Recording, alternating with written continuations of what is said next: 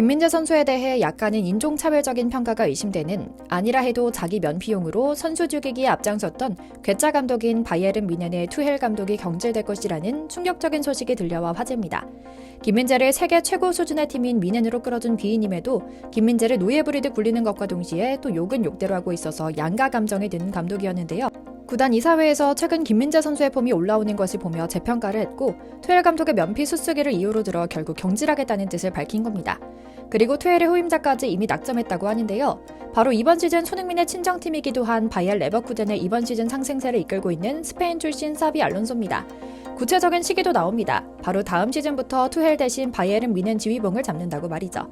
오늘은 김민재 선수에 대한 투헬 감독의 얕은 수수기 이력과 함께 투헬 감독의 경질, 그리고 그가 왜 매번 탑티어 팀을 돌아다니면서도 왜 매번 쫓겨나는지에 대한 흥미로운 이야기 이모저모를 전해드리려고 합니다. 잠시 저희 광화문 브리핑 구독 설정도 부탁드리고요. 독일 현지 언론 슈퍼르트지는 사비 알론소가 다음 시즌 뮌헨 감독을 맡을 수 있는 기회를 잡았으며 이미 서로 긍정적인 뜻을 나눴다는 기사를 터뜨립니다. 기자는 투헬이 이번 시즌 끝나자마자 바로 짐을 싸고 떠날 것이라 말하는데요. 뮌헨 수뇌부들은 이미 알론소를 투헬의 대체자로 낙점했다. 공식 발표는 6월이 돼야 나올 예정이지만 이미 알론소의 측근들은 뮌헨 행이 맞다고 답했다며 마침표를 찍습니다. 알만한 사람들은 다 알고 있는 알론소는 스페인 레알 소시에다드, 리버풀, 레알 마드리드, 바이에른 뮌헨 등 선수 시절 유럽 빅클럽에서만 뛰었던 패스의 마스터였습니다. 월드클래스 미드필더로 활약한 알론소는 감독으로 변신 후 신흥 명장으로 떠오르고 있는 상황인데요. 이번 시즌 상승세가 심상치 않습니다. 세간에서는 벌써부터 명장의 탄생을 축하하고 있을 정도니까요. 그런데 이런 평가가 아직은 이르다는 사람들도 있습니다. 사실 알론소는 이번 시즌 독일 분데스리가 소속 레버쿠젠을 이끌고 있긴 하지만 감독 경력은 사실상 전무할 정도거든요. 친정팀 레알의 유소년 아카데미 코치직으로 지도자 생활을 시작했고 2019년 프로 데뷔팀 레알 소시에다드 B팀 감독으로 부임했던 것이 전부였죠. 그러다 레버쿠젠의 지휘봉을 잡은 건 2022년 가을이었는데요. 당시 17위로 강등권에 허덕이던 레버쿠젠의 소방수로 부임해 체질 개선에 완벽하게 성공했다는 평을 받았는데 결국 시즌을 6위로 마치며 유로파리그 티켓도 손에 넣을 정도로 선방했죠. 그런데 이번 시즌은 완벽히 선수단을 장악한 모양입니다. 전반기 일정이 모두 종료된 현재 분데스리가 16경기에서 13승 3무로 리그 단독 선두를 달리고 있고요. 만년 1위 뮌헨과 승점 차는 4점이나 날 정도죠. 모든 대회를 통틀어 25경기 무패를 기록 중인 진기록도 세우고 있죠. 반면 뮌헨은 난장판이 났습니다. 투헬 감독은 이미 전임자인 나겔스만보다 나은 게 없다는 평가를 받고 있기도 한데 실제로 지난 시즌 후반기에 뮌헨이 부진에 빠지자 이미 현지에선 투헬의 지도력에 의문을 표하기도 했죠. 이번 시즌도 비슷합니다. 포칼에서 3부 리그 팀에게 덜미를 잡혔고요. 구단 수뇌부와 팀들이 가장 크게 문제 삼는 것은 고집스러운 선수 기용과 로테이션 부족입니다. 심지어는 팀 내 베테랑 선수들과 갈등을 빚고 있다는 근거 있는 소문도 흘러나왔죠. 김민재 선수에 대한 묘한 딱 뭐라고 짚어 말하기는 어렵지만 굉장히 수상한 인종차별적 발언도 서슴지 않고 합니다. 이름부터 지옥 같은 투헬 감독의 들끓는 변덕에 시달리고 있는 건데요.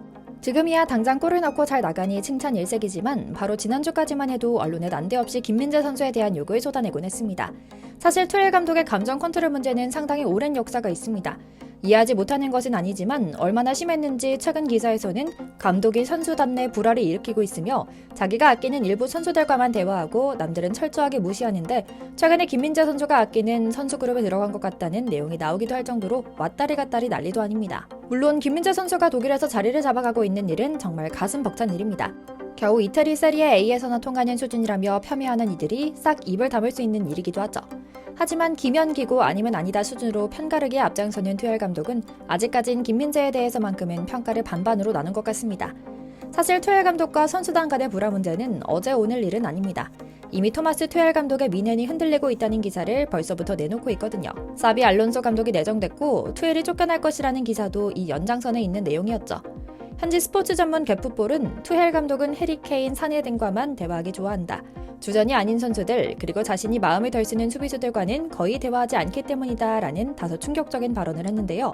보도에 따르면 투헬 감독은 일부 선수들에게 출전 여부를 직접 전하지 않는다거나 경기 전후로 어떤 코칭도 하지 않고 대화하는 일 자체를 꺼린다고 합니다.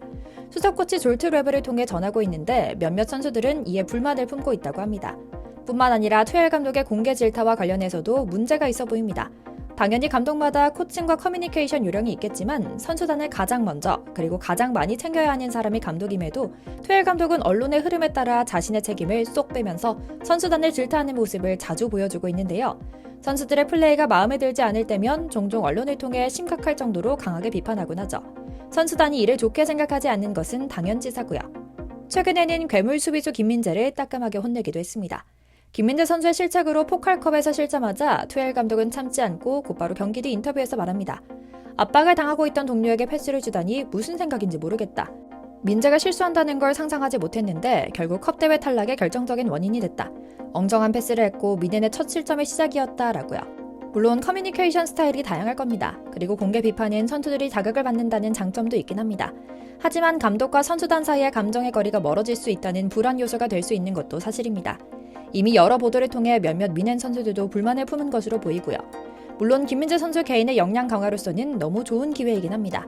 투엘은 감독으로서의 뛰어난 역량은 물론이고 상황에 따라 재빠르고 유동적이면서도 전술적인 대처 능력을 갖춰서 세계적인 명장인 클롭이나 과르디올라와 견줄 정도로 능력이 뛰어난 감독으로 꼽히거든요.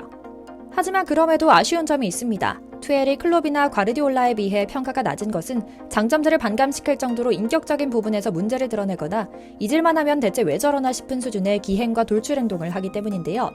실제로 클롭은 뛰어난 능력과 더불어 따뜻한 인간적인 면모와 선수들을 아우르는 특유의 포용력의 덕장으로 정평이 난 감독이고, 과르디올라는 감독으로서 유능하나 사람으로서는 차갑고 가까이 하기 어렵다는 비판이 있었지만 크게 선을 넘은 적은 없었으며 많은 선수들이 믿고 따르는 감독이죠. 반면 투엘의 경우 마인츠, 도르트문트, 특히 PSG, 첼시 시절에 훌륭한 성적과 결과를 이뤄냈음에도 불구하고 언제나 선수들과 경영진과의 심각한 마찰을 야기하며 끝내 경질되는 상황이 반복되고 있죠. 실제로 투엘은 감독으로서 선수, 보드진과 친화적인 관계를 맺지 못하는 편입니다. 도르트문트 시절에 멘탈 상담에 필요한 로이스, 샤힌, 후멜스 등을 잘 통제하지 못해 라커룸에 분란이 생기겠고요. 하필이면 전임 감독이 선수에게 친화적인 위르겐 클롭이라 더 비교가 되었다는 평가가 나올 정도였죠. 구단과의 마찰은 뉴스의 단골 소재였습니다. 팀을 옮길 때마다 이적 시장 관련 질문에 대한 답변에서도 구단 수뇌부와 마찰을 빚지 않는 게 가장 큰 목표라고 밝히는 것이 스포트라이트를 받을 정도죠. 그래서 우리 팬들은 김민재 선수에 대한 최근의 태도 변화가 미심쩍습니다. 그러다 조금이라도 실수가 나거나 성에 안 차면 선수를 보호하기는커녕 다른 사람들 목소리에 자신의 목소리도 얹어서 김민재 형편없었다, 실망스럽다 말을 던지며 자신의 책임을 회피하더니 골 넣고 잘 달려나가자 말을 싹 바꿔서 수비 실수 탓해서 미안하다, 흥분해서 그랬다. 오히려 이번 경기를 통해 김민재의 진짜 매력을 알았다. 민재가 언제든 상황을 보고 뛰어나가 공격에 가담할 수 있는 기회를 만들어주기 위해 센터백을 보강해줄 생각이 든다. 김민재에겐 리더십이 있다. 선수들을 휘어잡고 중원을 컨트롤하는 두뇌가 있다. 그에게 일종의 프리롤을 줘야겠다는 생각이 든다라는 고백을 하며 자신의 과실을 인정하는 모습을 보이는 게 영 미심쩍은 겁니다. 그래서인지 투엘 감독의 퇴진 소식은 뭔가 묘하게 반갑기도 할 정도입니다. 한참 빅클럽, 빅리그에 적응하며 자신의 장기를 보여줘야 하는 상황에서는 수비수 김민재는 오히려 공격 지향형인 감독을 만나는 것이 좋겠다는 생각도 합니다. 한때 나폴리 스팔레티 감독은 김민재 하나만 믿고 9명의 선수를 모두 공격 진영에 보내는 모험도 감수했습니다. 김민재가 더 돋보이고 김민재가 더 클 수 있는 기회였죠. 우리 김민재 선수가 남은 시즌 내내 행복 축구하길, 또 투헬이 사라진 미넨에서 더욱 승승장구하길 기원하며 오늘 영상 마치겠습니다. 저희 광화문 브리핑 구독, 좋아요도 부탁드리고요. 시청해주셔서 감사합니다.